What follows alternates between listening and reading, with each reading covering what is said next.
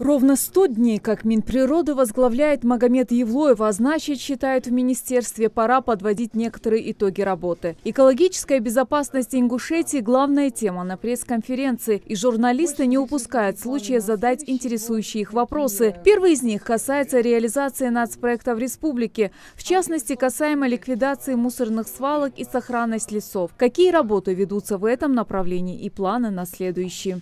На следующий год у нас, например, запланирована ликвидация свалки в городе Молгобек общей площадью 20,8 гектара. Данная свалка является одной из самых крупных в республике.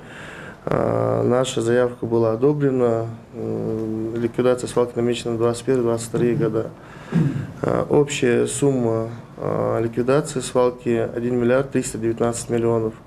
По лесовосстановлению нами в этом году проведена огромная работа. Было посажено около 78 тысяч саженцев на площади 30 гектаров. Данная работа также в следующем году тоже будет продолжена. Также речь зашла и о строительстве мусорного полигона. Планируют ли этот вопрос решить в ближайшее время, интересуются журналисты. По словам начальника экобезопасности, согласно указу президента страны, они должны построить мусороперерабатывающие комплексы. Строить их планировали в разных районах, но свободных земельных участков мало. Тем более, что такие объекты должны возводиться далеко от аэропорта. Мы смогли определить один участок в сторону Гэби-Кюрта, но это верхний Чулки участок. Он не входит в зону двух аэропортов, и на этом участке мы планируем построить единый объект экотехнопарк. На этом объекте будет, соответственно, полигон и весь комплекс обрабатывающих и перерабатывающих вот этих установок. Естественно, по указу президента мы должны создать инфраструктуру для переработки всех запрещенных к захоронению отходов. Это больше 100 видов отходов. Все отходы, которые имеют полезные фракции, помимо этого на полигоне обязательно надо компостирование делать, то есть и органические отходы как-то перерабатывать.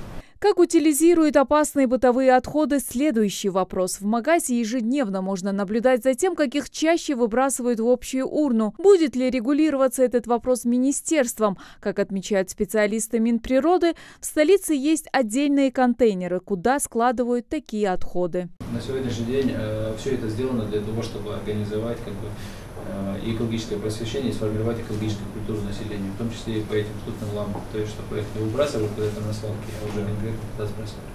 У нас ряд организаций есть в республике, на моей памяти наличие лицензии на обращение с первого класса опасности с отходами. Это ООО «Интека» у нас и республиканская экологическая компания.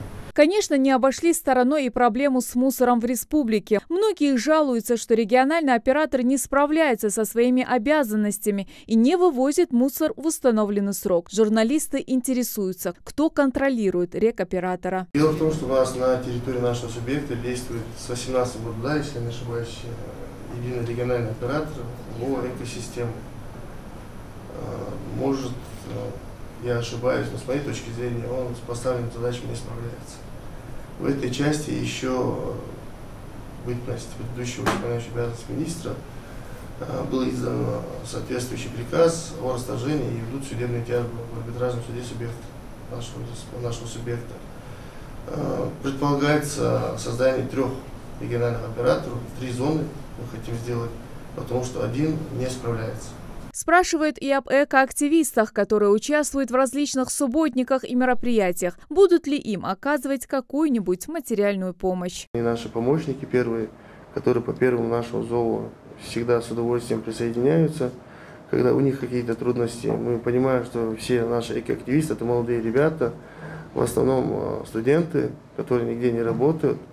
И в этой части мы будем оказывать им помощь. И не только помощь, но будем также поощрять. Подводя итоги встречи, руководитель Минприроды отметил, что задач, стоящих перед ведомством, немало. Каждое начатое дело будет доведено до конца. Светлана Томова, Майрбек Мержоев. Новости 24.